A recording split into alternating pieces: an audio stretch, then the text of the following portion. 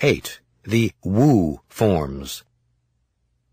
The compilers of the Tao Te Ching seek rather explicitly to develop a contrast between the glimpses of insight this text strives to impart and the substance of other philosophical doctrines. Many, if not most, doctrines evolve with their antecedents in an elaborate genealogy of values and ideas. These philosophical doctrines are often hierarchically structured by precepts and governing principles, and they may well require an extended course of study for their mastery and transmission. The precepts that inform these doctrines are professionalized by their learned doctors, and within their marble academies these erudites, for appropriate status and recompense, are only too glad to amaze the hoi polloi with the flashing dexterity of their philosophic thrusts and parries. What the Tao Te Ching has to offer, on the other hand, is much simpler. It encourages the cultivation of a disposition that is captured in what we have chosen to call its Wu forms. The Wu forms free up the energy required to sustain the abstract cognitive and moral sensibilities of technical philosophy, allowing this energy, now unmediated by concepts, theories, and contrived moral precepts, to be expressed as those concrete feelings that inspire the ordinary business of the day. It is through these concrete feelings that one is able to know the world and to optimize the human experience. The abstraction of the concrete ethical dimension of such felt knowing into a formal moralist vocabulary is rehearsed in Chapter 38 of the Tao Te Ching. Thus, only when we have lost sight of way-making is there excellence. Only when we have lost sight of excellence is there authoritative conduct. Only when we have lost sight of authoritative conduct is there appropriateness. And only when we have lost sight of appropriateness is there ritual propriety. As for ritual propriety, it is the thinnest veneer of doing one's best and making good on one's word, and it is the first sign of trouble. Foreknowledge is tinsel decorating the way, and is the first sign of ignorance. It is for this reason that persons of consequence set store by the substance rather than the veneer, and by the fruit rather than the flower. Hence, eschewing one, they take the other. The moral precepts described in the first two stanzas emerge as objects of reverence, but as hallowed as they might become, they are anemic when compared to the love and life of concrete spontaneous feelings. It is the substance and the fruit, the passionate experience of life itself, rather than a catechism of bloodless ethical principles, that is the real sight of knowing.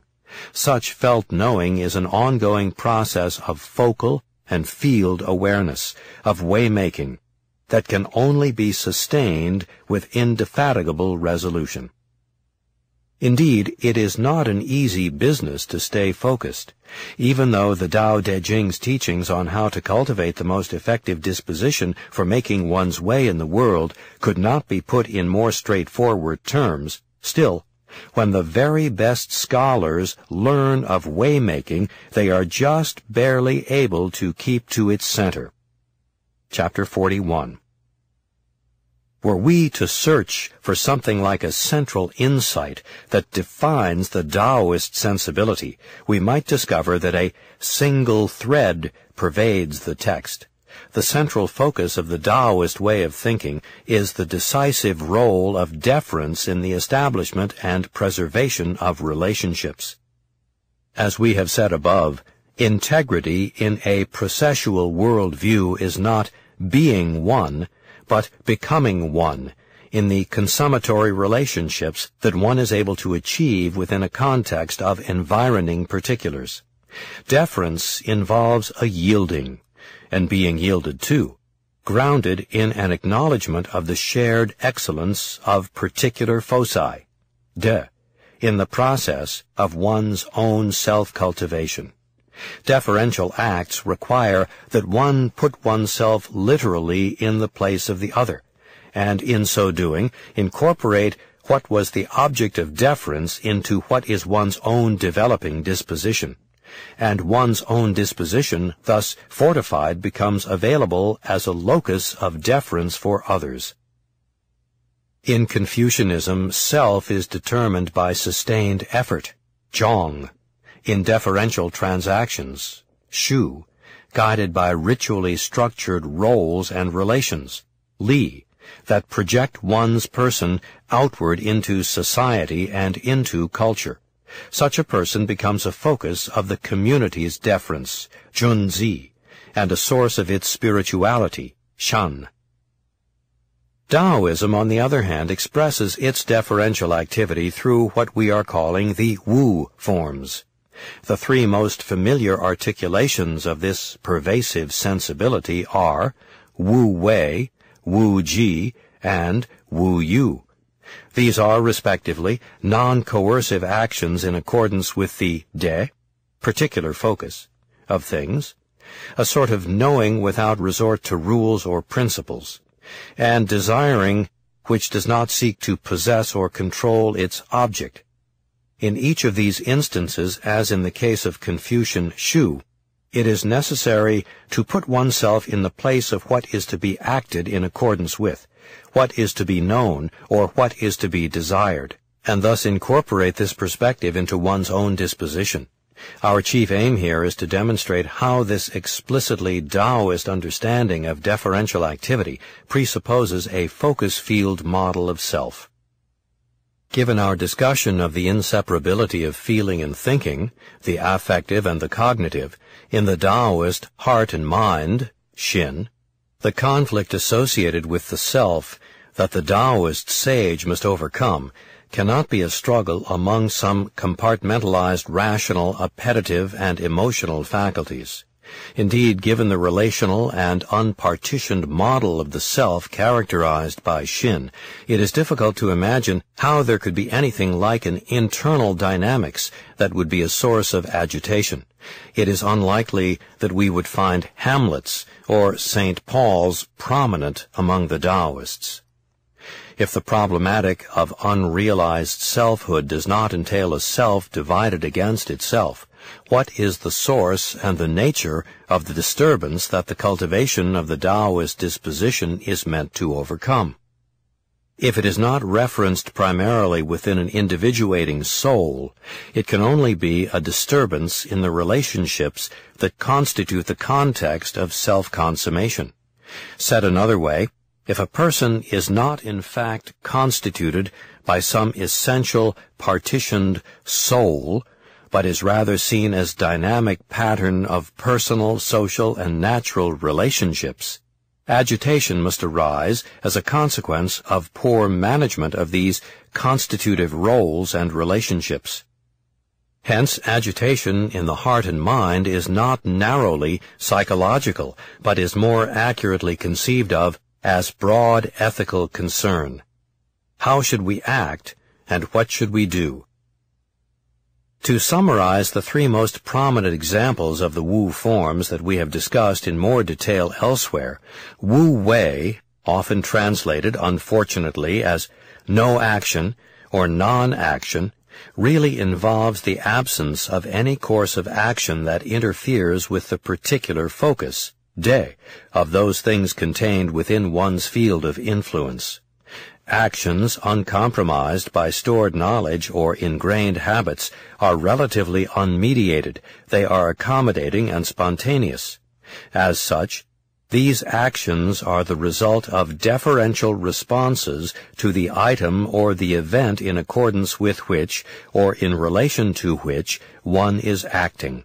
These actions are ziran, spontaneous, and self-sowing, and as such are non-assertive actions. It is not through an internal struggle of reason against the passions, but through acuity, ming, a mirroring of the things of the world as they are in their interdependent relations with us, that we reach a state in which nothing among all of the myriad of the goings-on in the world will be able to agitate our hearts and minds, and we are able to promote the flourishing of our world. In other words, we defer in attaining integrity with those things that contextualize us, establishing a frictionless equilibrium with them. And it is this state of achieved equilibrium that is precisely the relationship most conducive to symbiotic growth and productivity. The Taoist sages in Zhuangzi are described in such terms. The stillness of the sages is not simply a matter of their saying, "Stillness is good," and hence they are still. Rather, they are still because none of the myriad things are able to agitate their hearts and mind. When water is still, it illuminates one's whiskers and eyebrows, and in its placidity it provides a standard so that skilled artisans can take their measure from it.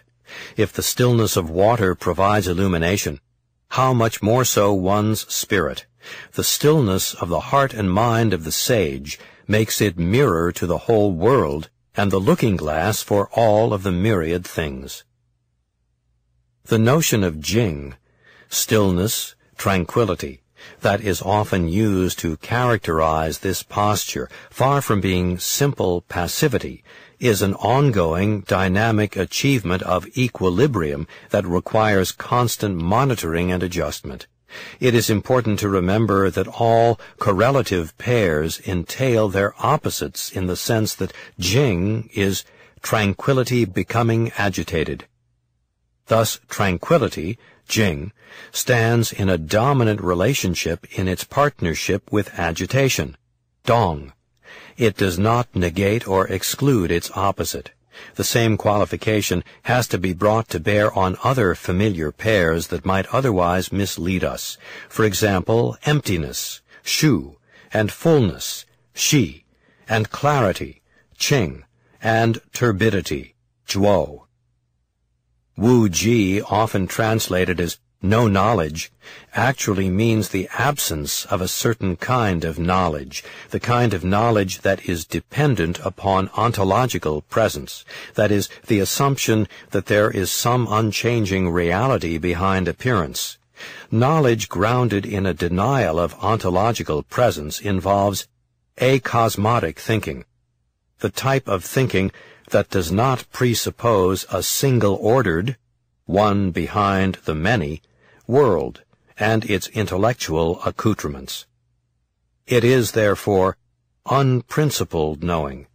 Such knowing does not appeal to rules or principles determining the existence, the meaning, or the activity of a phenomenon. Wu Ji provides one with a sense of the de of a thing, its particular uniqueness and focus, rather than yielding an understanding of that thing in relation to some concept or natural kind or universal.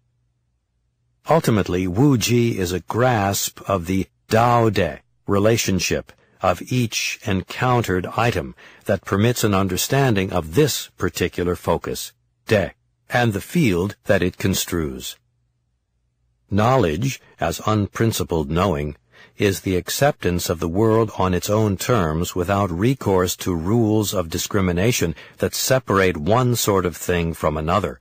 Rules of thumb, habits of mind and action, established customs, fixed standards, received methods, stipulated concepts and categories, commandments, principles, laws of nature, conventions.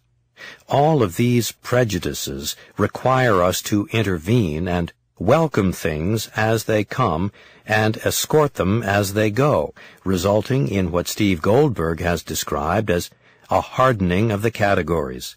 Having stored past experience and organized it in terms of fixed standards or principles, we then recall, anticipate, and participate in a world patterned by these discriminations. Sages, however, mirror the world, and neither see things off nor go out to meet them. As such, they respond to everything without storing anything up. They mirror the world at each moment. in a way that is undetermined by the shape of a world that has passed away, or by anticipations of a world yet to come. As the Tao Te Ching asks in Chapter 10, "In scrubbing and cleansing your profound mirror, are you able to rid it of all imperfections? In loving the common people and breathing life into the state, are you able to do it without recourse to wisdom? With nature's gates swinging open and closed, are you able to remain the female? With your insight penetrating the 4 quarters, are you able to do it without recourse to wisdom?" The Taoist project is neither passive nor quietistic. Water is the source of nourishment. The mirror is a source of light. The heart and mind is a source of transformative energy. To know, as the mirror knows, is not reduplicative, but is to cast the world in a certain light. Such performative knowing is for one to actively interpret and realize a world with healthy, productive effect.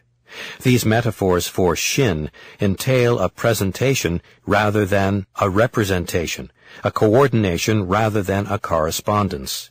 Mirroring, then, is best seen as synergistic and responsive, where all of the elements are in the stream and constitute a fluid, interdependent continuity.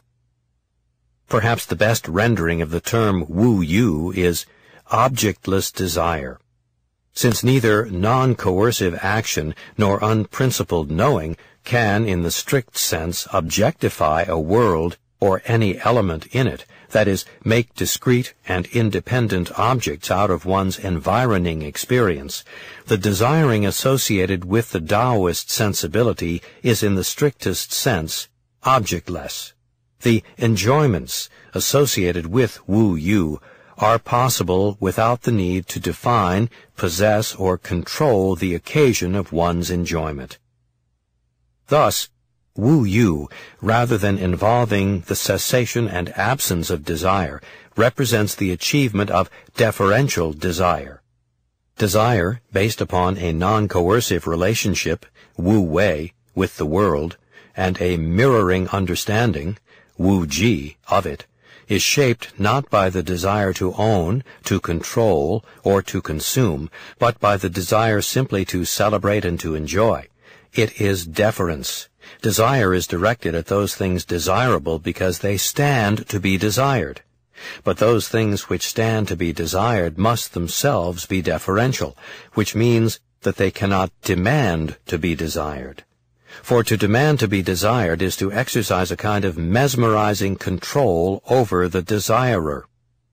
In a world of events and processes in which discriminations are recognized as conventional and transient, desire is predicated upon one's ability at any given moment to let go.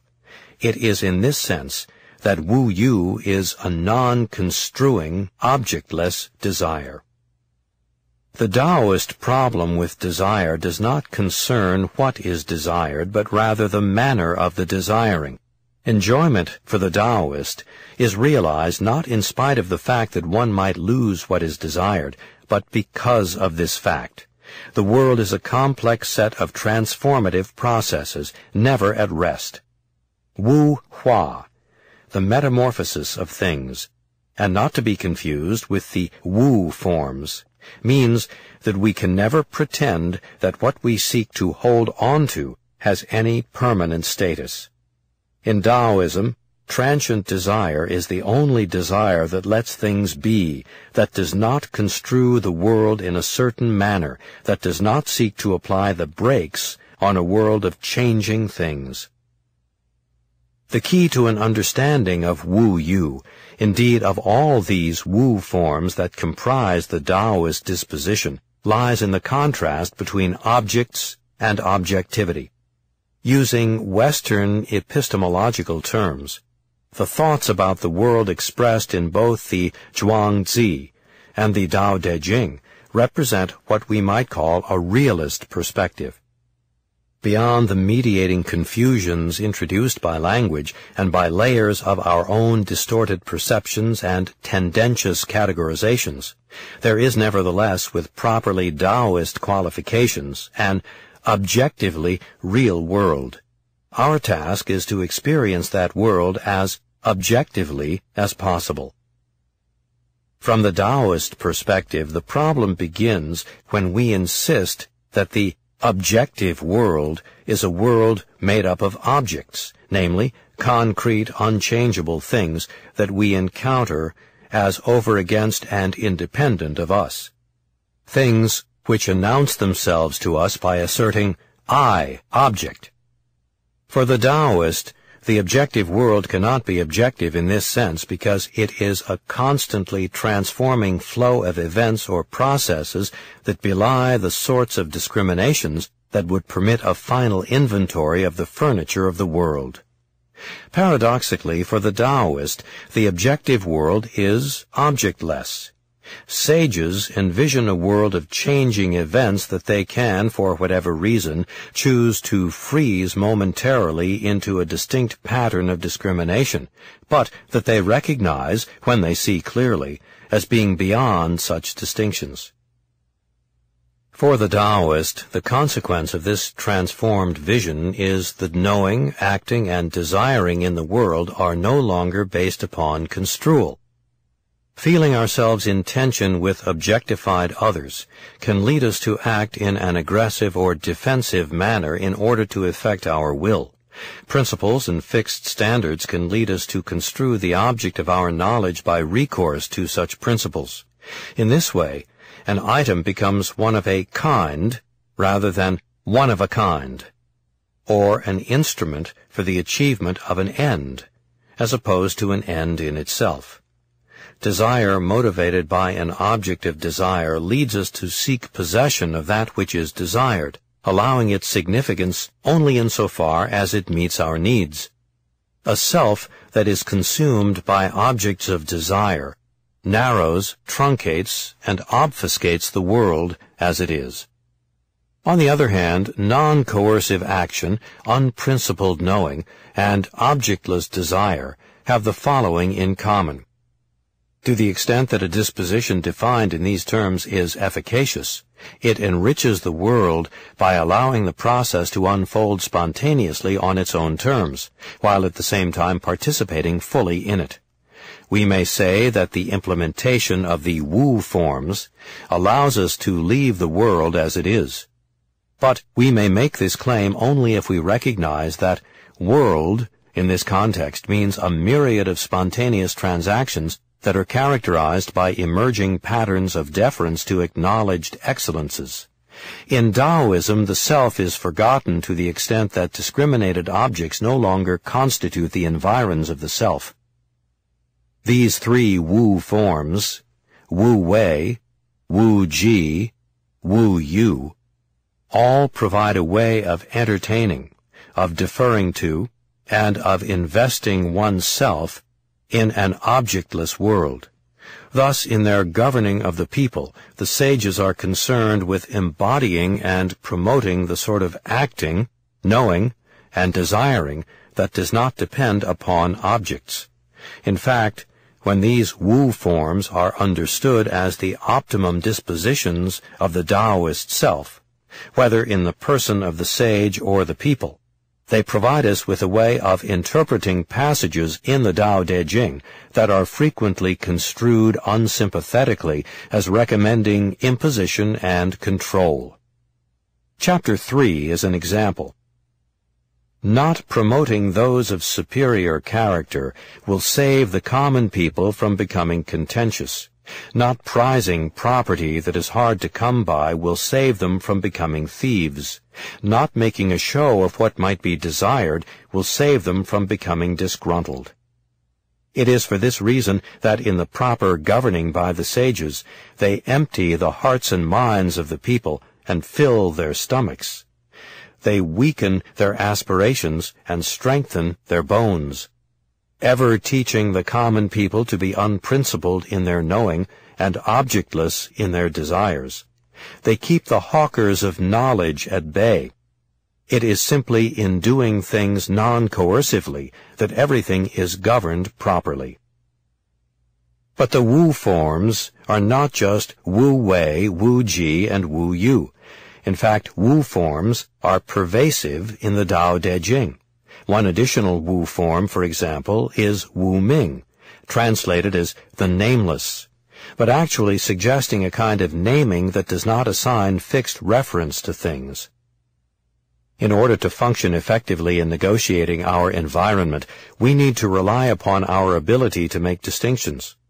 These distinctions in themselves are certainly functional and enabling, but can distort the way in which we understand our world. We can easily fall into the fallacy of what Whitehead describes as misplaced concreteness, reifying what is abstract and treating these hypostatized things as more real than the changing events of our experience. We can easily, and at real expense, overdetermine the continuity within the life process as some underlying and unchanging foundation. Such linguistic habits can institutionalize and enforce an overly static vision of the world, and in so doing, deprive both language and life of their creative possibilities. The referential use of language as someone's technical morality, expressing the way the world ought to be, can too easily lay claim to the power and control that would make it so. Naming as power undermines the importantly creative aspect in the effective use of names. In a processal world, a world ever under construction, to be able to name something is to be able to trace out its concrete relation to you and the world, and on that basis, respond to it productively. While naming can be understood as an abstractive and isolating gesture, Taoist naming personalizes a relationship and, abjuring any temptation to fix what is referenced, instead understands the name as a shared ground of growing intimacy. Such naming is presentational rather than just representational, normative rather than just descriptive, perlocutionary rather than just locutionary, a doing and a knowing rather than just a saying. Naming as knowing must have the provisionality to accommodate engaged relationships as in their doing and undergoing they deepen and become increasingly robust. Such knowing is dependent upon an awareness of the indeterminate aspects of things. The ongoing shaping of experience requires a degree of imagination and creative projection that does not reference the world as it is, but anticipates what it might become. In the classic of Mountain and Seas, an ancient gazetteer that takes its reader on a field seminar through unfamiliar lands, the calls of the curious animals and birds that are encountered are in fact their own names. They, like most things, cry out what they would be, and having access to the name of something is not only a claim to knowing it in a cognitive sense, but more importantly to knowing how to deal with it. Naming is most importantly the responsiveness that attends familiarity. Hence, such knowing is a feeling and a doing. It is value added. It is naming without the kind of fixed reference that allows one to master something, a naming that does not arrest or control. It is a discriminating naming that in fact appreciates rather than depreciates a situation. Another important Wu form is Wu Xin, literally, know heart and mind, that might best be interpreted as unmediated thinking and feeling. As the Tao Te Ching observes in chapter 49, sages really think and feel immediately, Wu Xin. They take the thoughts and feelings of the common people as their own. The sages do not compose the score for social and political order. The music is the natural expression of the common people. The role of the sages is to listen carefully to the songs of the common people and to orchestrate their thoughts and feelings into consummate harmony. Since the people themselves are the immediate source of communal order, they are in this respect the emerging content of the hearts and minds of the sages. The heart and mind is the product rather than the source of the flourishing community. The people do not speak to one another because they have hearts and minds. Rather, they have become wholehearted members of the community through full participation in the communicating community. An obscure passage in the Zhuangzi becomes less so when we read it and its key notion, Wu Qing, as a Wu form, not no feeling, but rather unmediated feeling. This understanding of Wu Qing can provide us with a useful gloss on this chapter 49 of the Tao Te Ching. Hui Shi said to Zhuangzi, "Can someone be a person without feelings?" "Not a problem," replied Zhuangzi. "But how can someone be called a person?" asked Hui Shi, "if they don't have feelings?" Zhuangzi said, "Their context provides them with the appearance and the shape of a person. Why wouldn't we call them such?" "Since we are already calling them persons," asked Hui Shi, "how could it be that they are lacking feelings?" "This is not what I mean by feelings," replied Zhuangzi. "What I mean when I say that they are Wu Qing, literally without feelings, is that they do not injure their own persons with likes and dislikes, and are always responsive to what is natural without trying to increase life." Persons, such as William James's Jack and Jill, reside in their immediate affective relationships. For such persons to lose sight of these important relations by buying into a regimen of contrived values distances them from their concrete circumstances and makes them less human than they were. Another Wu form that we find repeated in the Tao Te Ching is Wu Shi, interpreted as no business. As a Wu form, it means to be non-interfering in going about your business. In Chapter 57, it has a specifically political application that explains itself. The more prohibitions and taboos there are in the world, the poorer the people will be. The more sharp instruments in the hands of the common people, the darker the days for the state. The more wisdom hawked among the people, the more that perverse things will proliferate. The more prominently the laws and statutes are displayed, the more widespread will be the brigands and thieves. Hence, in the words of the sages, we do things non-coercively, and the common people develop along their own lines.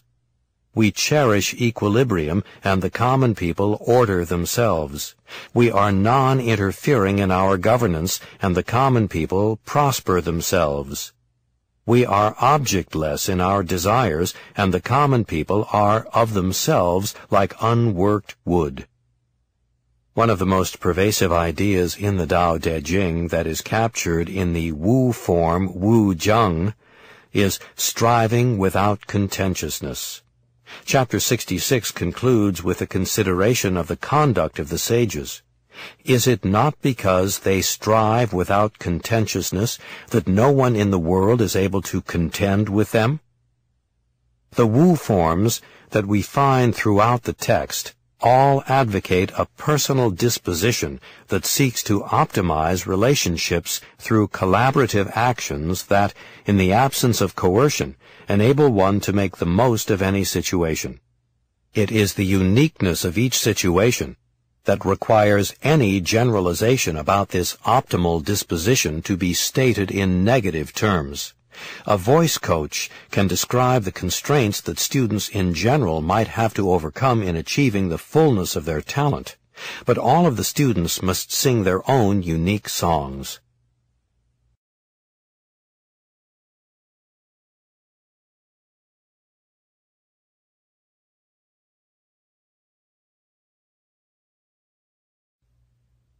(9) The Wu forms as habit-forming.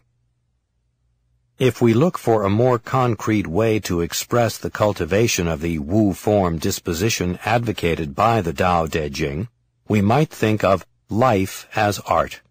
The developed customs and habits of mind of the Taoist are a resource that conditions, influences, and attempts to optimize the range of creative possibilities without, in fact, causally determining the crafting of novel experiences. Such aggregated habits are irreducibly social, and are the unannounced social propensity out of which individual hearts and minds express themselves as overt actions. For example, the insistent particularity associated with the uniqueness of a particular person must be understood both relationally and as a dynamic process within the context of a given natural, social, and cultural world. Particular character is an interpenetration of habits that has organized and made meaningful the more primary but not more important natural impulses. Considered synchronically, persons are irreducibly relational, entailing what they do for this specific community as well as the personal enrichment they derive from participating in its communal life forms and culture. Viewed diachronically, each particular personality must also be understood as an ongoing and unrelenting awareness that attends every gesture and thought, and that is expressed as a refined disposition in all of its activities. For the classical Confucian, this ritualized awareness, Li, the living of one's life within the roles and relationships of family and community, focuses one's aggregated habits as they are expressed in the events of the day.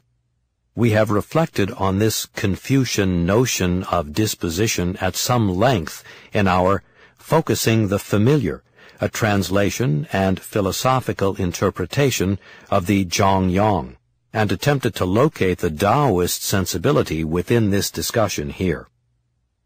To begin with, for the Taoist, this focused awareness is extended beyond the immediate human community to encompass the other environments as well. The habit-informed interactions between person and environments occur within custom and culture broadly construed. This ecological sensibility is what gives Taoist philosophy its profoundly cosmic dimension. To use the word habits to characterize either the Confucian Li or the Taoist ecological sensibility might seem initially somewhat disenchanting, reducing the intense and elegantly productive human experience, whether human-centered or more broadly construed, to the ordinary and routine. But the claim at issue is that it is precisely in the elevation of the routine and ordinary business of the day, rather than in some ephemeral and transitory momentous events, that the profound meanings of a life are to be realized. And properly understood, habit is essential to this process of enchanting the everyday. We are accustomed to think of habit in a negative manner as mere routine, or as compulsively repetitive behavior that we would alter if only we had the willpower. That is, we are inclined to place habit squarely within the sphere of determined behavior. Indeed, habit as acquired disposition is of no great significance if one understands the order of the world to be the result of a transcendent creator, or as the mechanical instancing of transcendent laws of nature. For in such cases, habitual actions merely replicate the necessities of things. They are the involuntary expression of our given instincts and needs. It is only if the world is truly processive and changing in character that acquired dispositions may become a constitutive ground of the way things are. Understanding the Taoist refined ecological consciousness as habitual behavior will be of benefit only if we rethink our own accepted senses of habit. Hexis was used initially by Aristotle as a neologism. The Greek hexos means having, or being in possession of. Early on, hexis also had the suggestion of both condition and the state of something. It was thus used dispositionally to mean the natural or conditioned tendencies of things, as the habit of a vine. Aristotle himself sometimes uses hexis to refer to the natural or innate behavior of creatures. If we combine the senses of habit as that which is had, as a state or condition that something takes on, and as its consequent tendency, we arrive at the sense of the term that is found most prominently in the American pragmatic tradition. John Dewey contrasts habit with essentialized notions of human nature and reason that are the backdrop of deterministic instinct theory, insisting that the meaning of native activities is not native, it is acquired. We are our habits, and they possess us rather than we them. So, for Dewey, the real opposition is not between reason and habit, but between routine, unintelligent habit, and intelligent habit or art. Habit is an acquired and cultivated disposition to act in one way as opposed to another.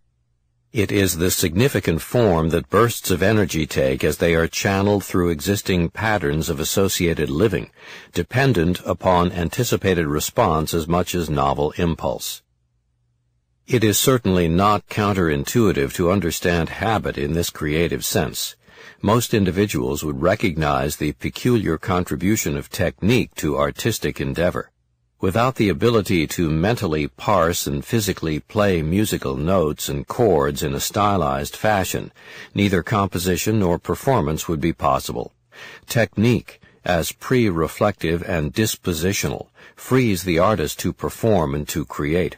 This same relationship to spontaneity is realized throughout one's experience. The immediacy of the aesthetic experience, that is, its unmediated character, does not permit of the development of rules or procedures defining how to either create or experience novelties. What is permitted is the construal of the conditions under which an unmediated experience may be provoked, varied, nuanced, and continually transformed.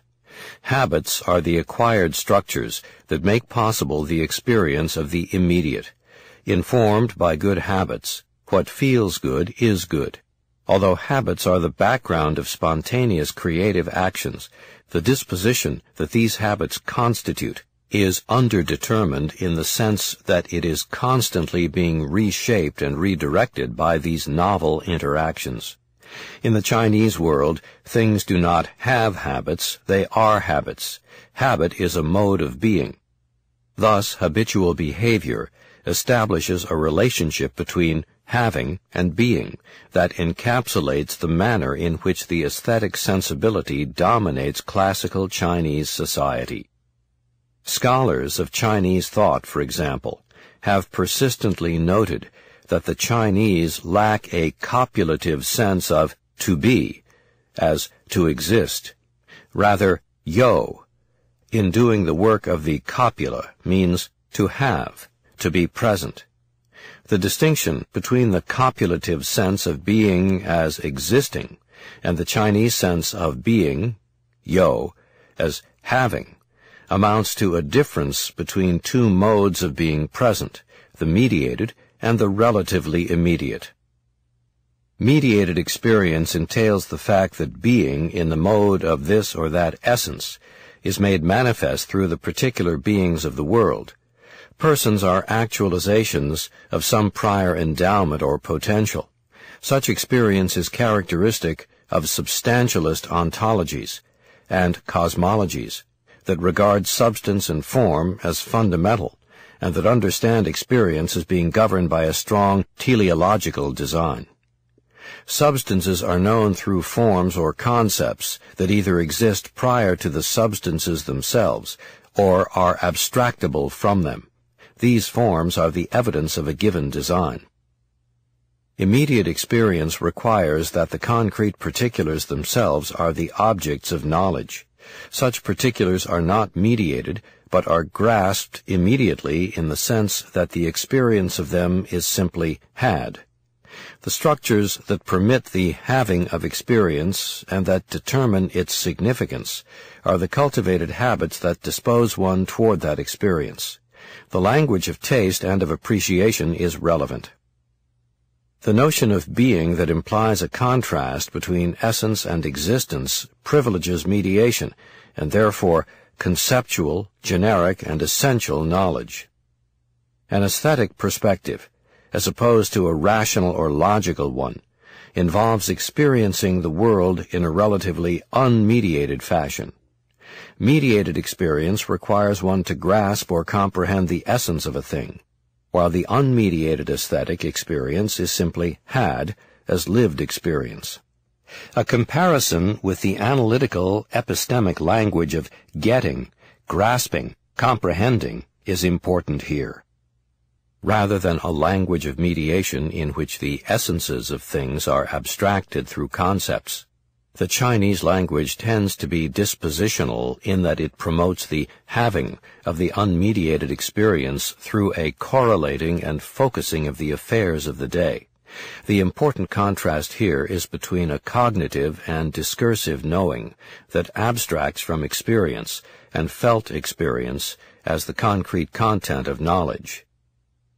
While the Confucian focus is on the cultivated disposition that allows for unmediated ritualized expression, we have registered the Taoist concern that too much emphasis on such cultivation will produce precisely the opposite undesired effect of overwhelming the spontaneous natural disposition with artificial human constructs.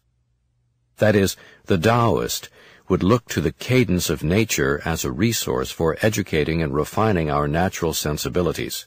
In the Taoist critique of Confucianism, it is assumed that Li has ossified into a technical morality that, far from facilitating unmediated expression, dislocates the human community from its natural rhythms. As such, generic, institutionalized Li now mediates behavior, and in so doing suppresses spontaneous natural habits.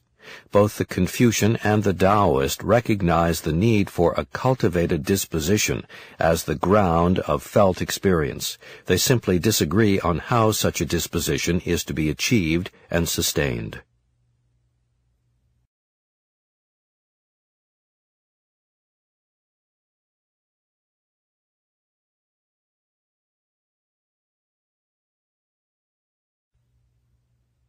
Glossary of key terms. Below, to make the text more accessible philosophically, we provide an explanation of key terms and some justification for our translations. This glossary is informed by the earlier work of Hall and Ames, and of Ames and Rosemont, cited in the bibliography. Here, as in our previous work, in seeking to challenge the existing formula of translations, we want to be at once deconstructive and programmatic. That is, we begin from the concern that the popular translations of these philosophical terms often do not adequately respect the degree of difference between our worldview and the worldview in which these early Chinese texts were compiled and transmitted. What is the most comfortable choice of language, and what at first blush makes the best sense to the translator, might well be taken as a signal that what is originally not familiar in the source language is, at a stroke, being made so. For example, the conventional translation of Tao as the way, or Tian as heaven, or De as virtue, will, we hope, become rather clear examples of the unfamiliar being made familiar.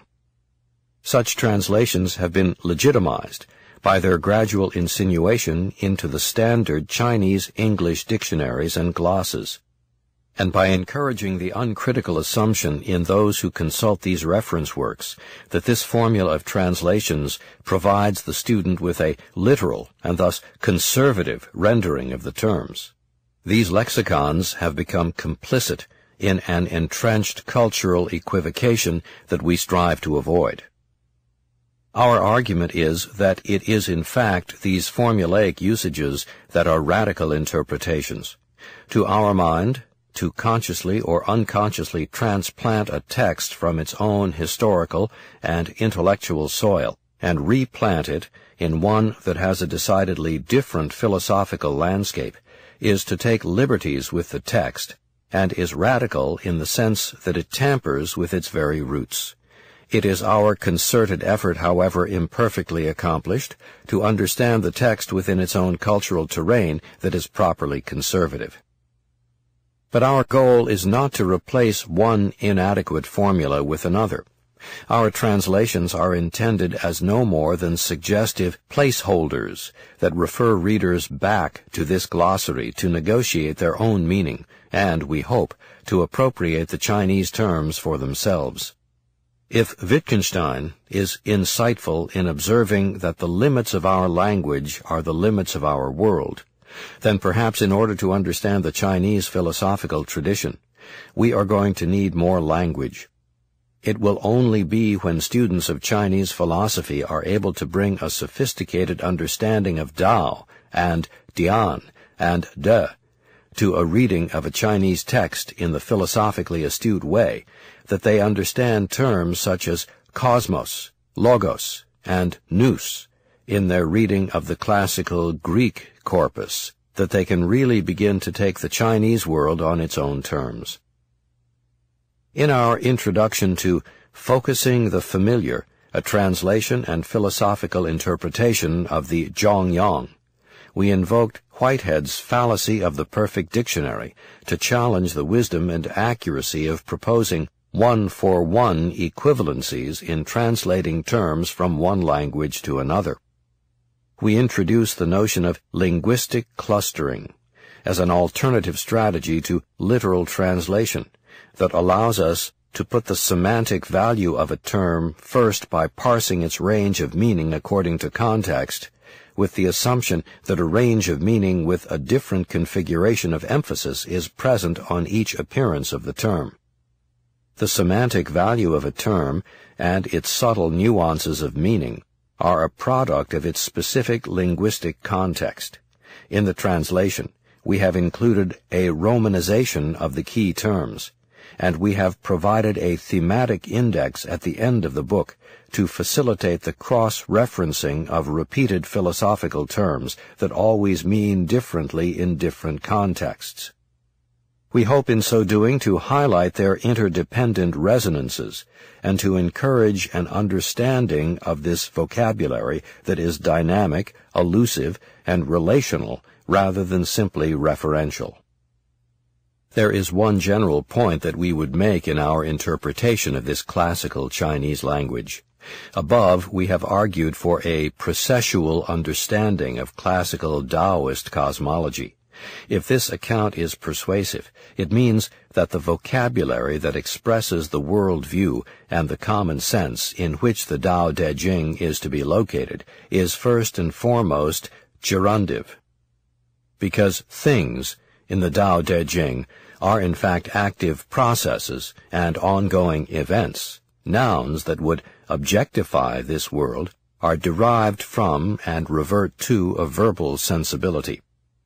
The ontological language of substance and essence that is sedimented into the English language tends to defy this linguistic priority, insisting upon the primacy of the world rather than the process of the world worlding and the myriad things happening.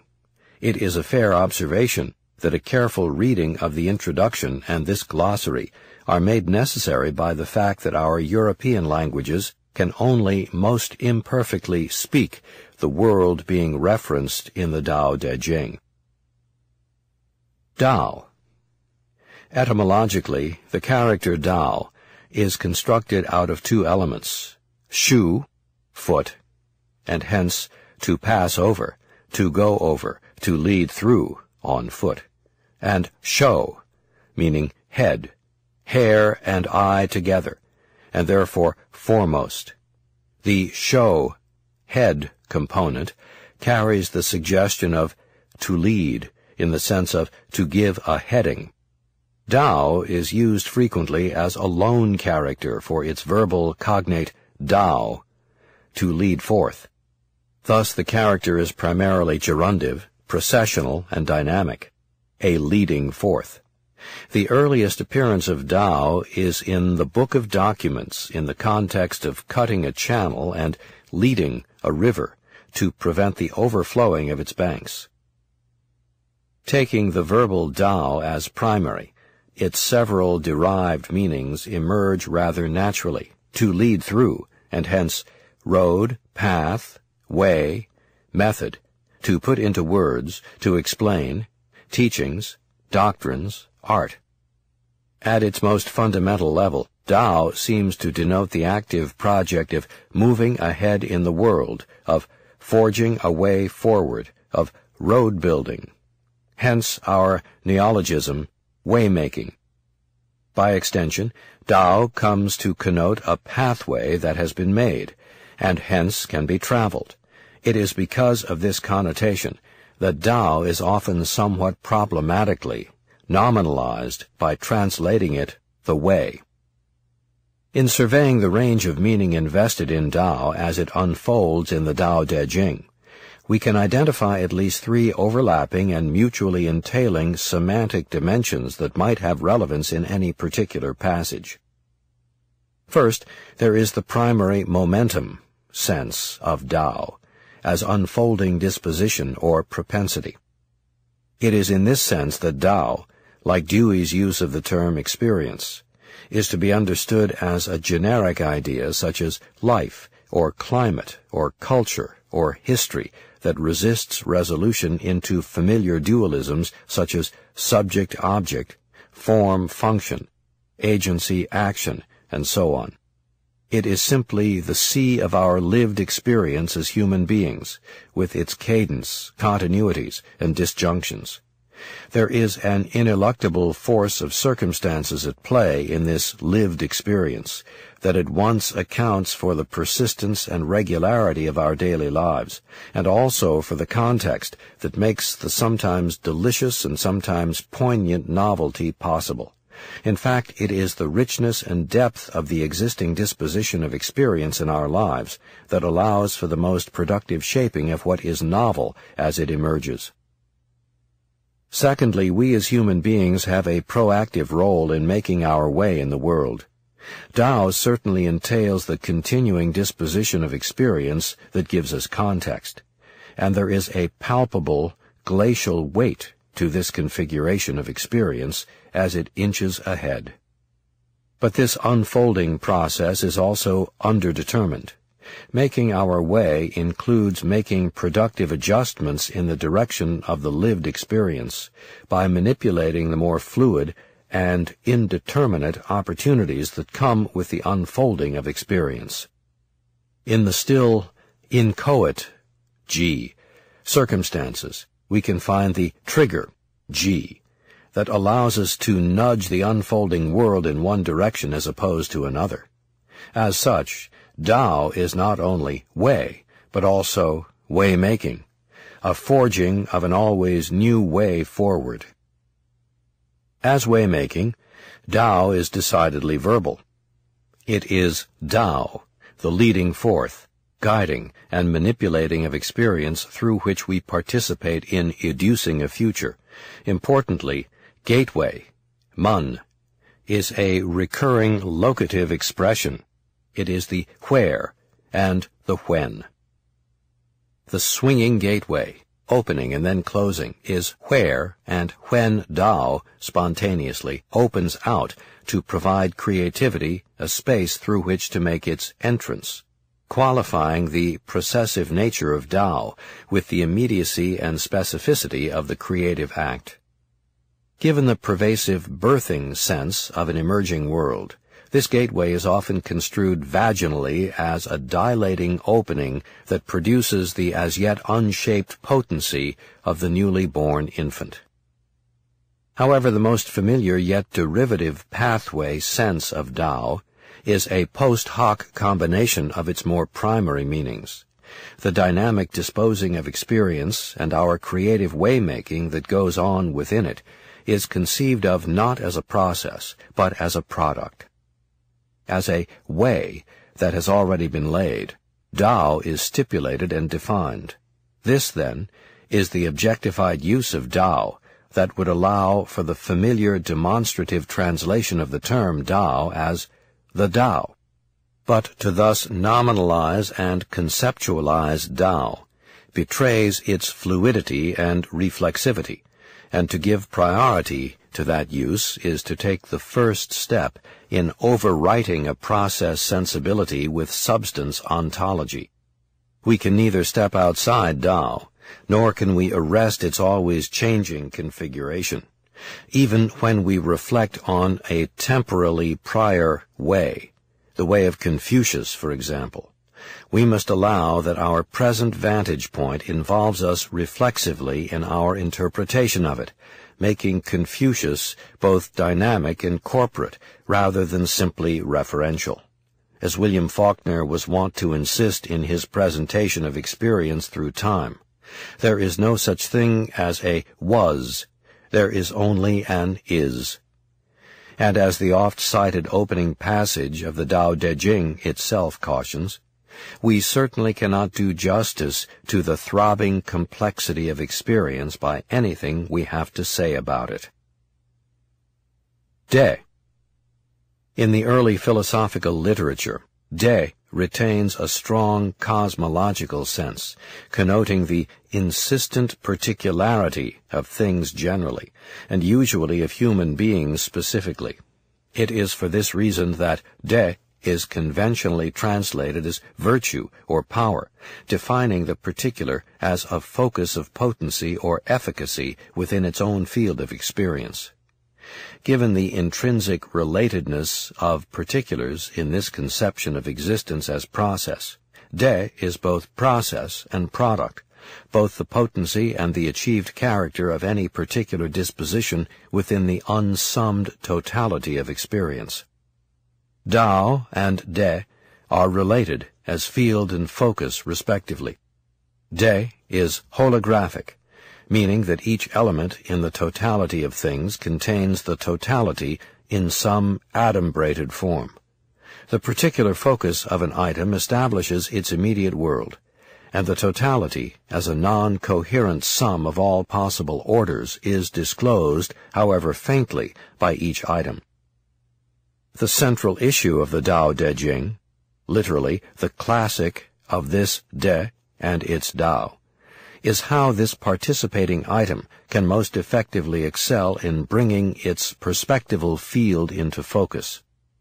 It is this process of focusing De that, for the human being, generates cognitive, moral, aesthetic, and spiritual meaning. The earliest Confucian literature tended to limit its concerns to the human experience, where this qualitative dimension of De more nearly suggests both excellence and efficacy in terms of what we can truly be and do if we realize, G, the most from our personal careers as members of a flourishing community. Like authoritative conduct person, Run. De can certainly be generalized, but it is an inductive generalization that must always begin from a particular instance within a particular context.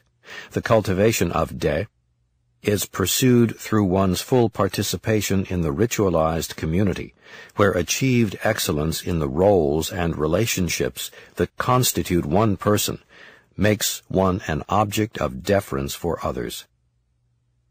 The Tao Te Ching brings both a political and a cosmic dimension to this idea of effective potency.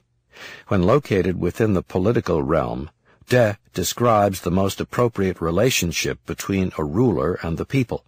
In this context, De has a range of meaning that reflects the priority of the situation over agency, thus characterizing both the giving and the getting. That is, De is both the beneficence extended to the people in response to their worth, and the gratitude expressed by the people in response to the largesse of a worthy ruler. De encompasses both participating agency and its effects. It is the character, or the ethos, of the polity. On this basis, we might suggest virtuality, in the archaic sense of the word, as having inherent virtue or power to produce effects, as another possible translation of de. Recognizing the meaning-creating and meaning-disclosing power of the cultivated human being, the Tao Te Ching emphasizes the way in which this personal articulation extends beyond the human community into appreciating the cosmos itself. Those of highest efficacy, Shang De, as paragons of achieved excellence, have cosmological significance in maximizing the symbiotic relationship between the human experience and the context within which that drama unfolds. He. He is conventionally translated harmony, and we follow that rendering. The etymology of the character is culinary, harmony being the art of combining and blending two or more ingredients so that they enhance one another without losing their distinctive flavors. Throughout the early corpus, the preparation of food is appealed to as a gloss on this sense of elegant harmony. Harmony, so considered, entails both the integrity of the particular ingredient and its integration into some larger whole. Signatory of this harmony is the persistence of the individual ingredients, their full self-disclosure in their collaborative relationship with the other ingredients, and the aesthetic nature of the resulting harmony, an elegant order that emerges out of the artful contextualization of intrinsically related details as they maximize the unique contribution of each one. In the Confucian tradition, this sense of harmony is celebrated as the highest cultural achievement. Here, harmony is distinguished from mere agreement by defining it in terms of eliciting the optimum contribution of persons to their communal contexts through ritualized living. Within this tradition, the family metaphor is pervasive, encouraged by the intuition that this is the institution presumably within which the members give themselves most fully and unreservedly to the group in interactions that are governed by acts of deference, li, most appropriate, yi, to the occasion. Such a commitment to family harmony requires the full expression of personal integrity, and thus the family becomes the context in which one can most effectively pursue personal realization. In the Zhongyang, this Confucian sense of harmony, he, is given further clarification through the introduction of focus or equilibrium, zhong, where focusing, zhong, is directed at the familiar affairs of the day, yang. In the Tao Te Ching, harmony certainly applies to the human world in characterizing appropriate familial relationships, as in Chapter 18. But in Chapter 42, the Tao Te Ching extends this sensibility to the cosmos itself as being inclined toward harmony in the production of all of the things and events that constitute its evolving order. Everything carries yin on its shoulders and yang in its arms, and blends these vital energies together to make them harmonious. In fact, the relationship between harmony in the human context and its cosmic dimension is drawn explicitly in chapters 16 and 55. Common sense and acuity are defined in terms of an awareness of this cosmic propensity toward harmony and the ability to apply it to the affairs of the day. Things proliferate, and each again returns to its root. Returning to the root is called equilibrium. Now, as for equilibrium, this is called returning to the propensity of things. And returning to the propensity of things is common sense. Using common sense is acuity, while failing to use it is to lose control. 16. Jing, equilibrium. See page 40. Ming, acuity. See pages 39, 40. Qi. This character qi might be translated variously as hylozoistic vapors, psychophysical stuff, and vital energizing field. It first appears on the Shang oracle bones and on the Zhou bronze inscriptions as 3 horizontal lines, similar to the modern character for 3, san, except the 3 parallel lines are usually shorter and somewhat more fluid. The tytułu1 lexicon explains this graph as a pictographic character representing rising mists, and defines it as cloud vapors, yunqi. Although the systematized and elaborate 5 phases, yin-yang, wu-xing, cosmology, does not appear until Han Dynasty sources, the idea that the world and its phenomena are perturbations that emerge out of and fold back into a vital energizing field called qi was already widely held in the late 4th and early 3rd centuries BCE, attested to in the Zhuangzi, the Tao Te Ching, and the Mencius, as well as other early texts. Qi has to be distinguished from either animating vapors or basic matter because it cannot be resolved into any kind of spiritual material dichotomy. Qi is both the animating energy and that which is animated. There are no things to be animated. There is only the vital energizing field and its focal manifestations.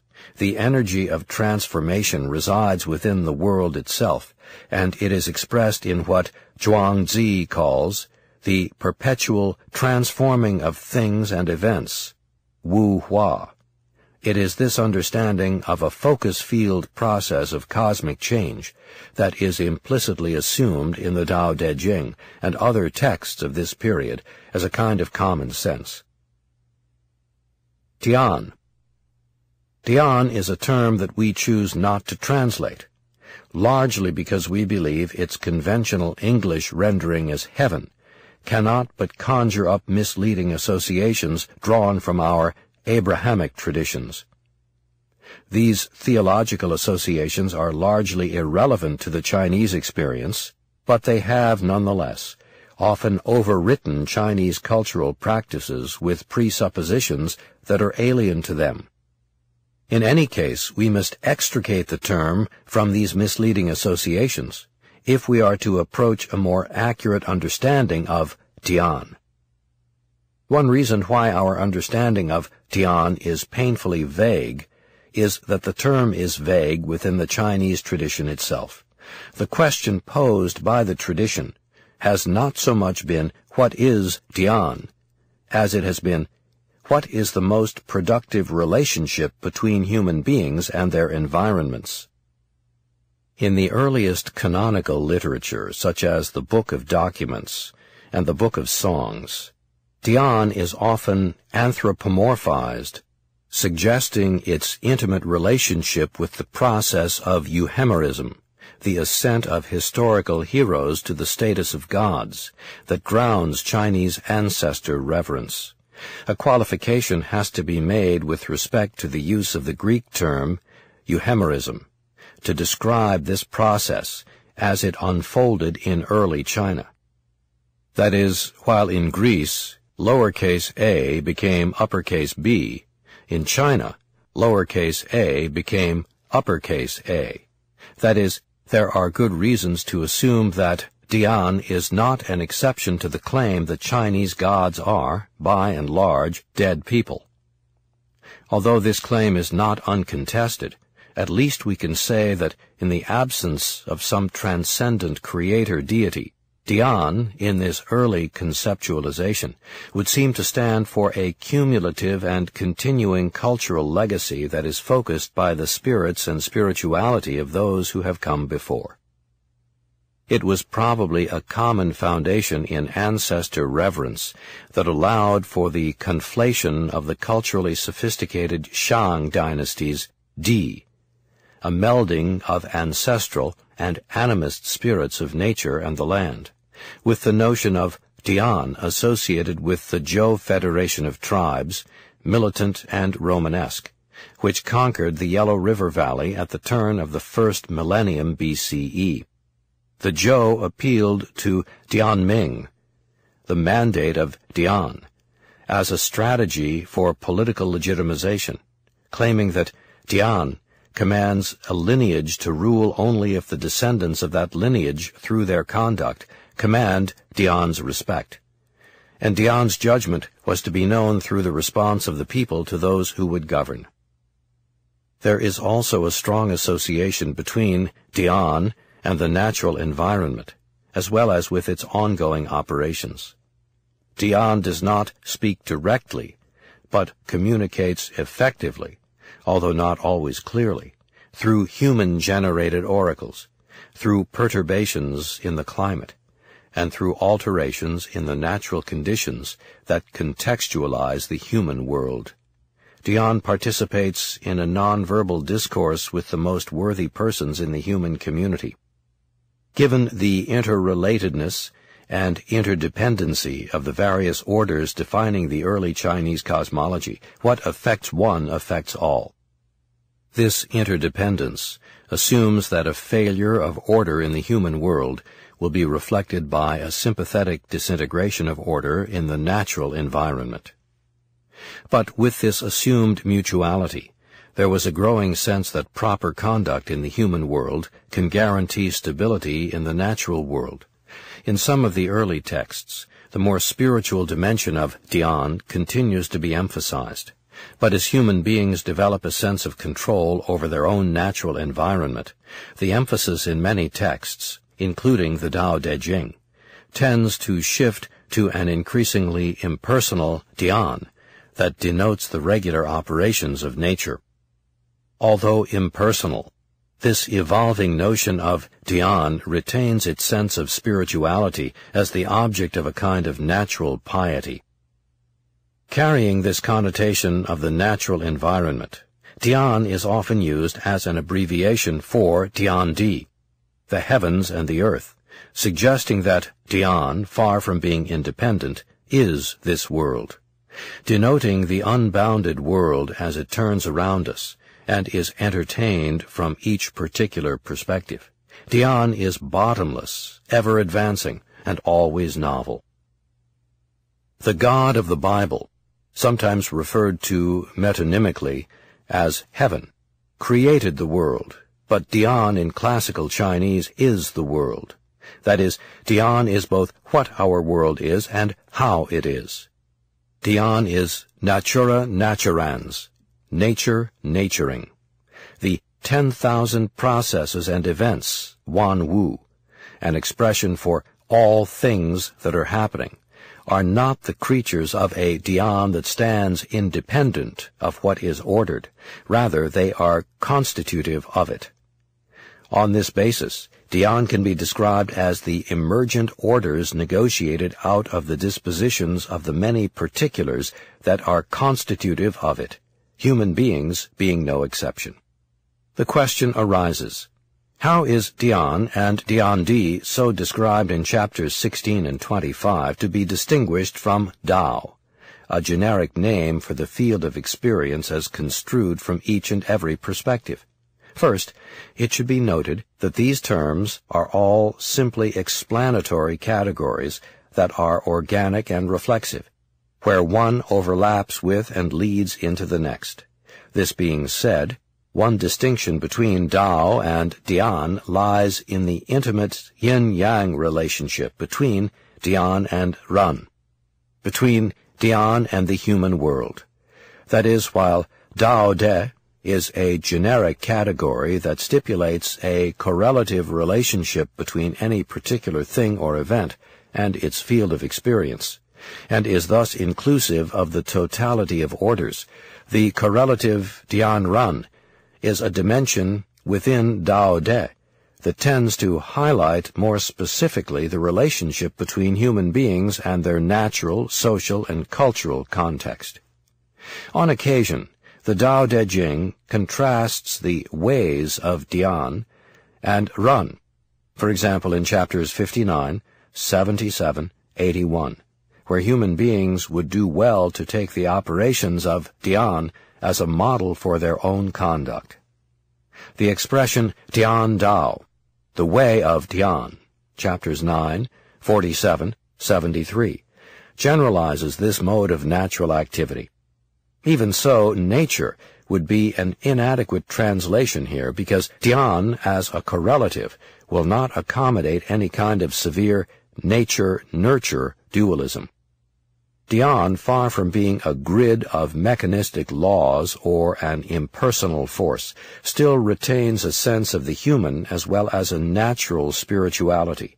In chapter 59, the ruler brings order to the people and serves Dian.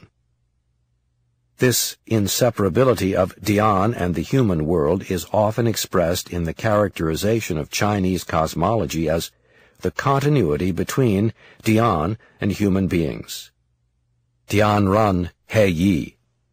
What this means is that Dian Run is a correlative category that entails a symbiotic yet hierarchical relationship. Dian is shaped by the human experience, and what it means to be human is constantly being reshaped by Dian. That is to say, Dian is not just the natural world, independent of human artifice.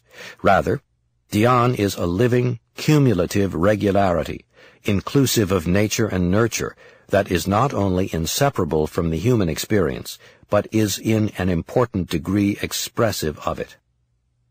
The contemporary scholar Bang Bu underscores the human dimension of Dian in associating it with the social conditions, She Hui, Diao Jian, and the social forces, She Hui Li.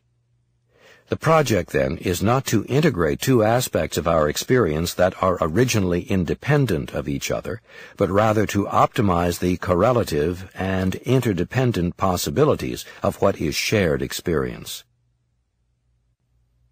Wan Wu. This expression is conventionally translated as the 10,000 things, or the myriad things.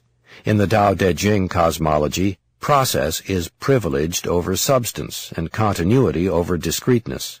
Thus, Wu is more appropriately understood not as static things, but as processes, and the always transitory punctuation of these processes as consummatory events. Thus, we must understand things, Wu, as both processes, happenings, and events, happenings that have achieved some relative consummation. We have often translated Wan Wu as everything that is happening. This more fluid use of thing as event is not unknown in English, where we say, I have 1,000,000 things to do, and things got out of hand. Wu suggests the notion of things as particular processes with a career of growth, maturation, and consummation. It is the articulation of the ongoing fluid process into particular events that makes the world determinate and intelligible. The expression Wan Wu, or 10,000 processes or events, refers to the unsummed totality of all particular processes and events as they constitute this world. Wan Wu is everything that is happening. The Zhuangzi's expression Wu Hua, the perpetual transforming of processes and events, suggests the mutuality and interpenetration of all forms of process, as one thing transforms to become another. Wu Ming, naming without fixed reference. See pages 45-6. Wu Shi, to be non-interfering in going about your business. See pages 47-8. Wu Wei, non-coercive action that is in accordance with the de of things. See pages 39, 44, 5. Wu Xin, unmediated thinking and feeling. See pages 46, 7. Wu Yu, objectless desire. See pages 42 to 5. Wu Zhang, striving without contentiousness. See page 48. Wu Ji, unprincipled knowing. See pages 40 to 42, 44, 5. Xin, heart and mind. See pages 25(6), 38(9). Ziran, spontaneously sow, means literally self-sowing or self-deriving. We might play with this rather literal meaning in a Chinese paronomastic fashion by substituting so, S-O-W, and so, S-E-W, for so, S-O, thereby evoking the protean images of husbanding and cultivating a world, and the tailoring of it to suit both one's own proclivities and those of one's context. The self, zi, element in ziran, needs clarification. It is a non-reified and reflexive notion of self in context, where self refers to those roles and transactional relationships that locate one in a world, and that constitute one's cultivated disposition to act. In the processual Taoist worldview, creativity is recursive, and is always exercised over and with respect to self. Spontaneity, thus conceived, entails both self-creativity and co-creativity. Ziran is used in Chapter 17 to characterize the spontaneous social and political order of the people as it emerges under the non-coercive government of effective rulers. It is used in Chapter 23 to recommend against being doctrinaire by invoking the natural order as a model for human conduct.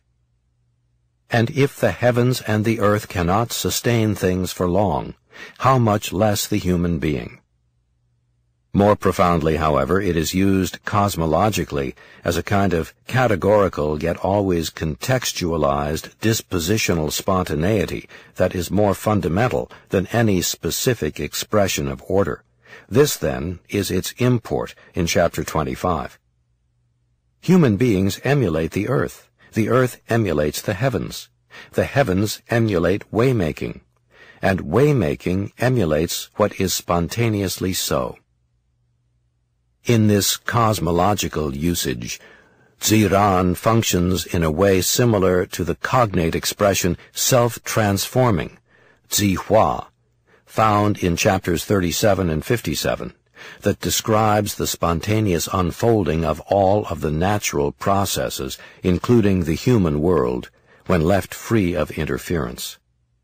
The importance of ziran lies in the fact that it is an alternative to the notion of initial beginnings. Ziran is the spontaneous emergence of novelty that is manifest in the propensity of things as the swinging gateway of the continuing present, and beginnings are fetal, shi, rather than primordial. Chapters such as 25, 42, 51, and 52 are most often read cosmogonically, wherein Tao is interpreted as some initial source or origin, while the sense of resourcing Tao is certainly appropriate. Such an understanding can become misleading if it is conflated with the sense of origins that we find in a one-many metaphysical tradition that appeals to some notion of originative and determinative first principles, and some initial creative act. Spontaneity in the Taoist tradition entails a contingency that attends the ever-continuing process of experience, and Tao and the myriad things are simply two different ways of looking at the same process of experience, the same reality. They are the clearest statement of the inseparability of one and many, of continuity and multiplicity, of Tao and De, Yi Duo, Bu Feng Guan. In order to be consistent, we would have to allow that the continuing emergence of novelty in this Taoist cosmogony, in the fullness of time, would overwhelm any existing cognitive categories or explanatory vocabulary. We can only rely on our present vocabulary to reflect upon the most recent phases in this continuing process. Thus, what might be read as a classical cosmogony in the sense of an initial beginning might be better understood as a kind of epistemogony, in which the terms of art and explanation are being born. It is not only the world as such that emerges in the continuing present, but our way of understanding it as being discriminated into the heavens and the earth, the yin and yang qi, the spiritual and the numinous, the four seasons, and so on. All of these conditions are collateral and mutually entailing, collaborating with each other recursively to produce the world of experience. It is the need to reach beyond our current language that requires the use of Tao as a style name that suggests its bottomless possibilities rather than as a proper name that captures its present character. Tao is a name that evokes the power of the imagination and its capacity to inspire activity that goes beyond the horizons of our present world. A careful look at classical Chinese cosmology reveals a world in which there is a contingency and fluidity among the animal, human, and divine worlds. While this resonating interdependence among worlds is a much advertised feature of the early Chinese cosmology, it is the actual interpenetrating of these realms that makes the Wu-Hua cosmology far more radical than simply synergy or symbiosis. Much of the mythological literature of China is populated with creatures in which human and animal identities are unstable, with one form assimilating elements from the other. There is an entrenched ambiguity that attends any attempt to separate out the animal and human worlds, and there is anticipation in the Wu-Hua cosmology that one order of existence gives way to another in the ongoing flux and flow of transformation. The classical Taoist text, Zhuangzi, for example, is explicit in challenging human exceptionalism, describing the possibility of assuming a human form as an arbitrary and not especially welcome perturbation within the larger process of transformation. Zhuangzi's response to the misgivings one might have about death is that there is real comfort and indeed even a religious awe in the recognition that assuming the form of one kind of thing gives way to becoming another in a ceaseless adventure. It can be argued, for example, that the Zhuangzi's famous butterfly story, informed as it is by the perceived liberation from rapacious, worm-like caterpillar to the happy dance of the strikingly colored butterfly, really has as its subtext Zhuangzhou himself dying out of one kind of life only to be transformed into another. The earliest and clearest statement of this early Taoist cosmology that distinguishes it from more familiar cosmogonies is, "The Great One gives birth to the waters," a document recovered as part of the Tao Te Ching in the Guodian find, dating to about 300 BCE. We have included this text and a discussion of it at the end of this book as an appendix.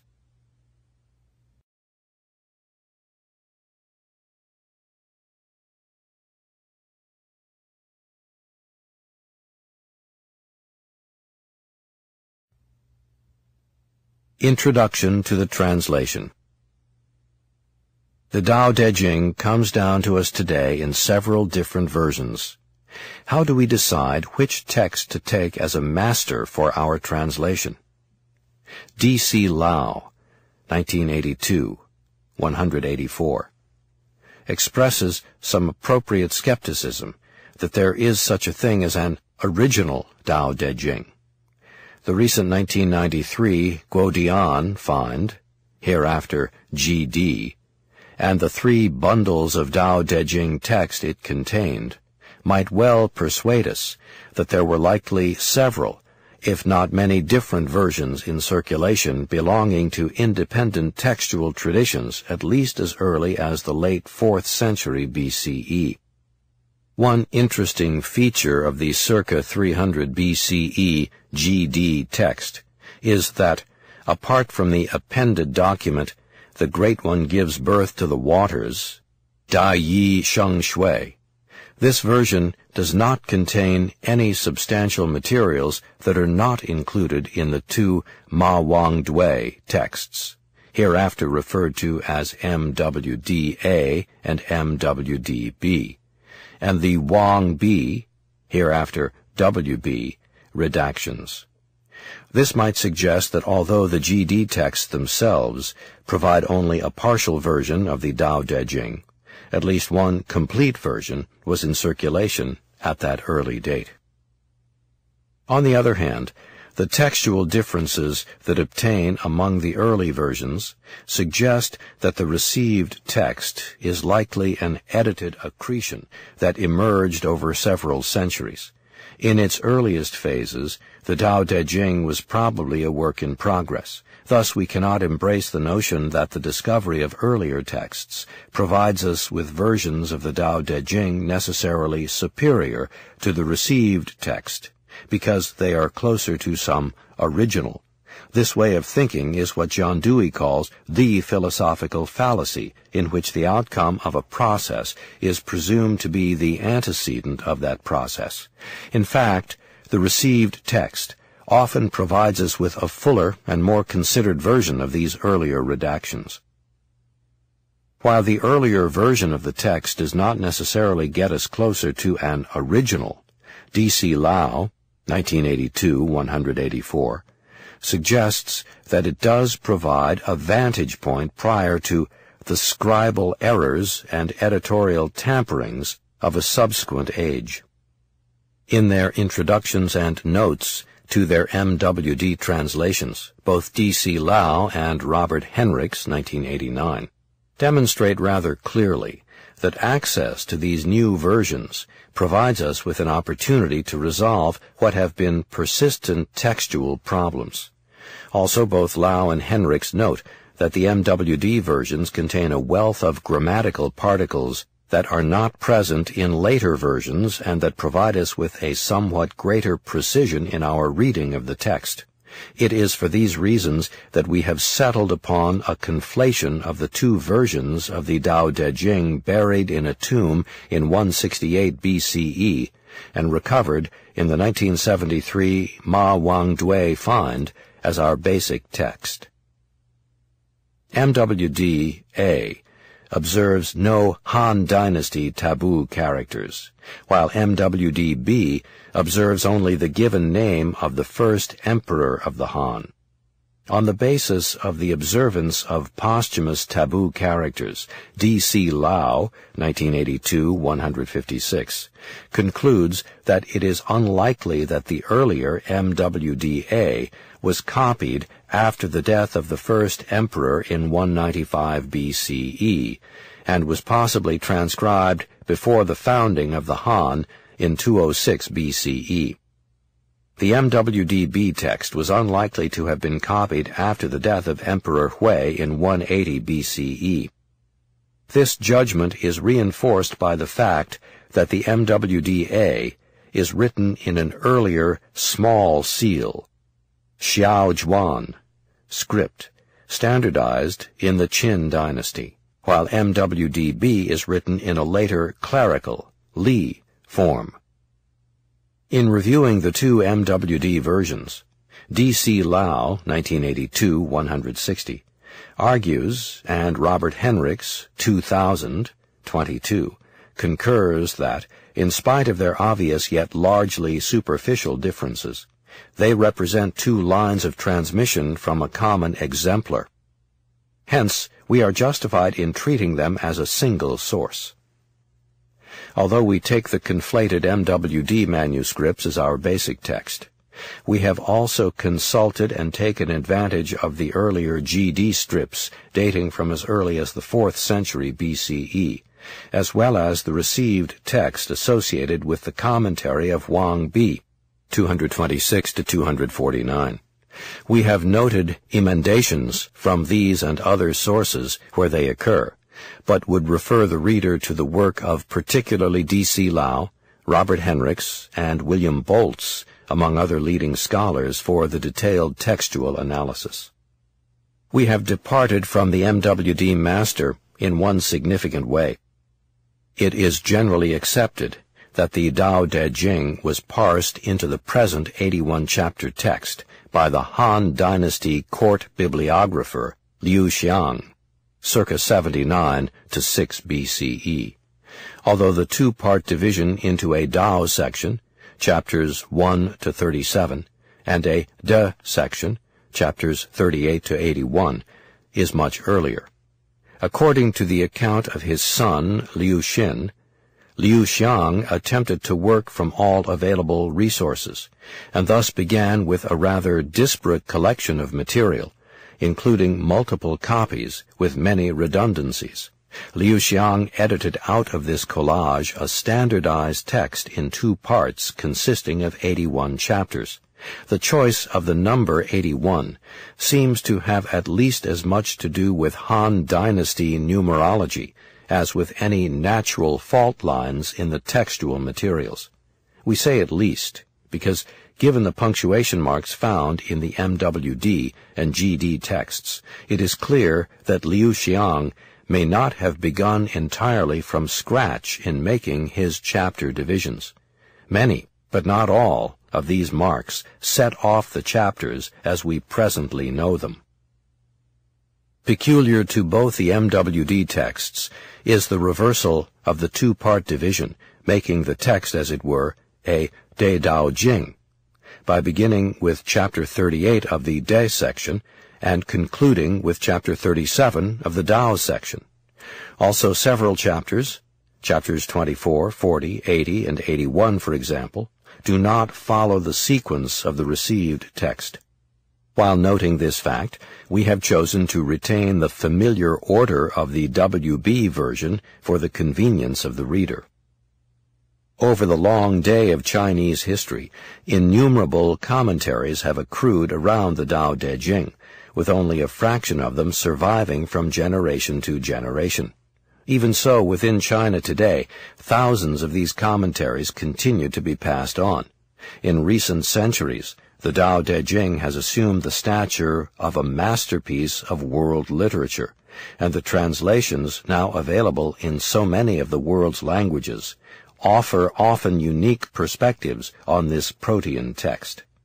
The emergence of the Tao Te Ching as world literature is itself a profoundly creative process. The art of translation often challenges hardened and sometimes constricted readings of the text by infusing new insights and perspectives that unblock the flow of interpretation. At the same time, any new translation into the English language today is hugely indebted to the giants in this world tradition of scholarship, and ours is certainly no exception. Those interpretations that we have relied upon most heavily are frequently referenced in our notes and are cited in our bibliography. In providing a Chinese text, we have adapted the critical edition of D.C. Lau, 1982. See his text and notes for a more complete account of textual issues.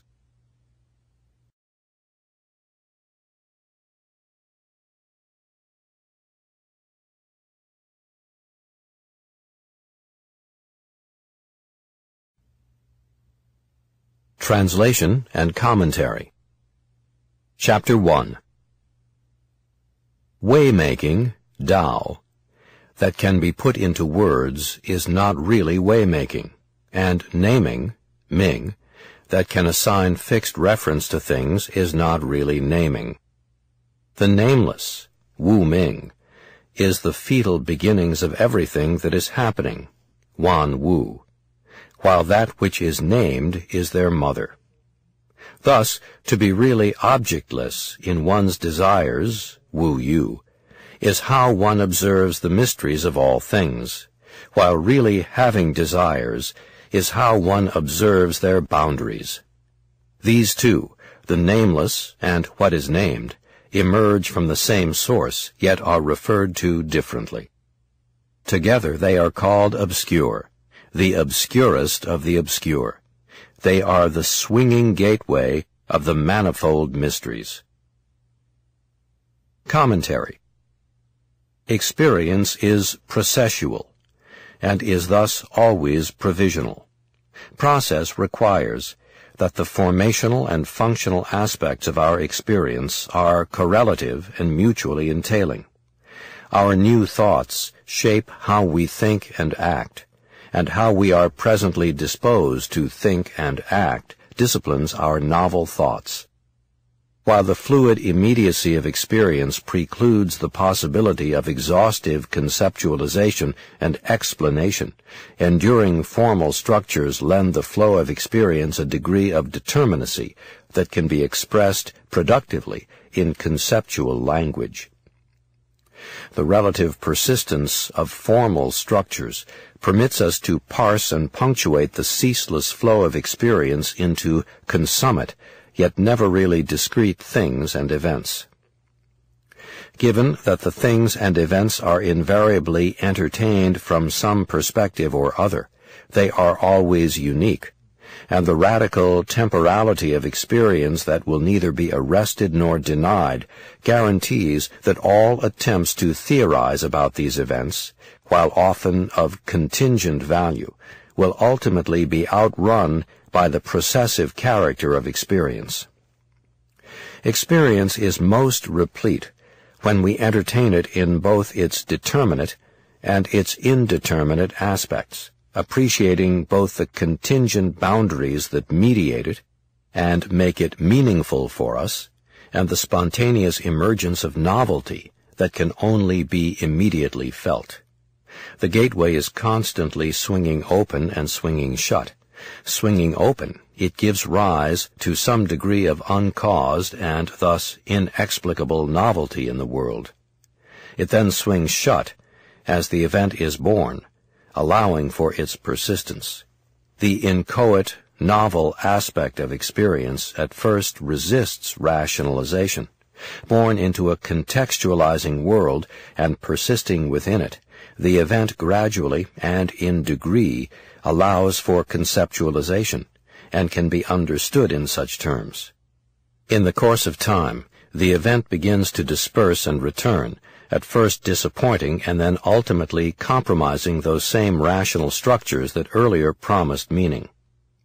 The human being is not passive in this continuing process. On the contrary, the human imagination is itself the clearest example of naming without assigning fixed reference. Our thoughts and language are not tied to a world, but function actively to articulate and realize one. In Taoism, there is no appeal to a static vision of a reality or a mind that passively mirrors it. It offers rather a wholly transactional relationship between a world-making heart and mind and a heart and mind-shaping world. In this process, we tap the indeterminate aspect of our experience to think and speak a novel world into being. However we try to be precise in denoting the events that make up our experience, new associations are constantly arising that challenge our terms of reference. Process insists that these events and their meanings for us be ever fluid and changing. To underscore the penumbral advance of the continuing present, the text allows that while Taoing, translated here as waymaking, can be evoked as a style name, Zi, it cannot be used as a proper name, Ming. The style name is an attempt to illuminate the character of something and its directions. The proper name includes this present disposition as well as its inexhaustible possibilities. There is illumination, but there is shadow too. But waymaking is not simply about rational structures. Zi, or styling, is also a name of affection. It means to breed, to nurture, and to caress fondly. Beyond the cognitive understanding of experience, there is the epistemology of caring. We know things most immediately and profoundly through empathic feeling. This affective form of knowing is the content of our meaningful relationships, and the concreteness of these relations defines what we really are. As such, our desires are specific. But just as the processive character of experience ultimately defeats all rational structures, process also renders all concrete knowledge of specific things contingent. We can only know specifically, yet process requires that we constantly surrender the specificity of what we know. Optimally, then, we must have desires, while at the same time be resolutely objectless in these desires.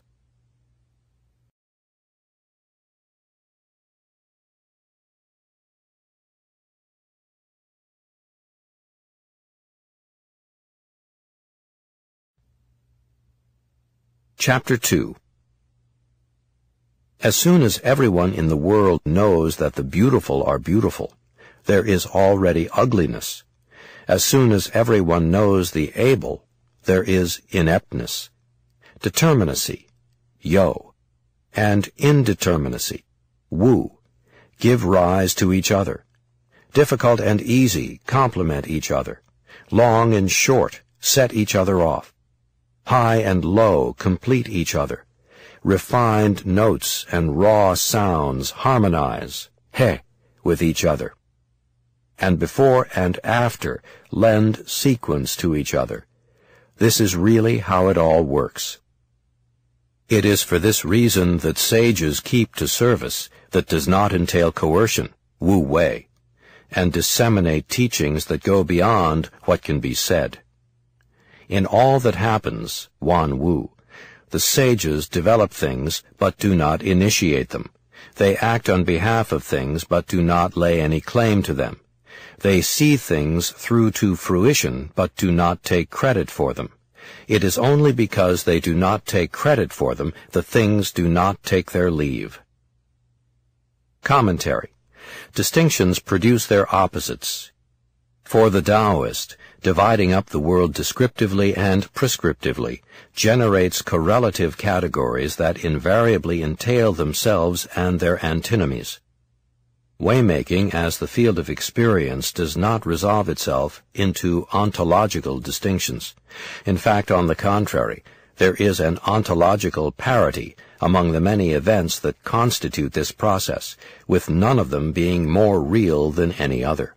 This correlative sensibility in the Taoist process cosmology is the functional equivalent of the dualisms, good and evil, true and false, objective and subjective, theory and practice, reason and emotion, spirit and flesh, and so on, that constitute the familiar vocabulary of a reality-appearance metaphysics. In the process, cosmology, with the absence of a putative ontological disparity between reality and appearance, the interdependent binaries, far from the real negating what is less so, require each other for explanation. Unlike being and non-being, the determinate, yo, and indeterminate, wu, or something and nothing, are not ontological categories at all, but are rather conventional distinctions that have explanatory force in giving an account of how things hang together. Insight into this process cosmology and the interdependent character of the correlative distinctions used to interpret it provides a kind of sagacity in dealing with the world. The sages do not take sides, but are catalytic in facilitating the flourishing of the process as a whole. To favor one distinction over another, for example the beautiful over the ugly, would make it exclusive and thus impoverishing. Given the continuity assumed within process cosmology, these categories are correlative and mutually entailing. Not only do you not get one without the other, but, simply put, every constituent is necessary for every other constituent to be what it is. The job of the sage, then, is to enable each participant in the drama to contribute itself fully to the performance.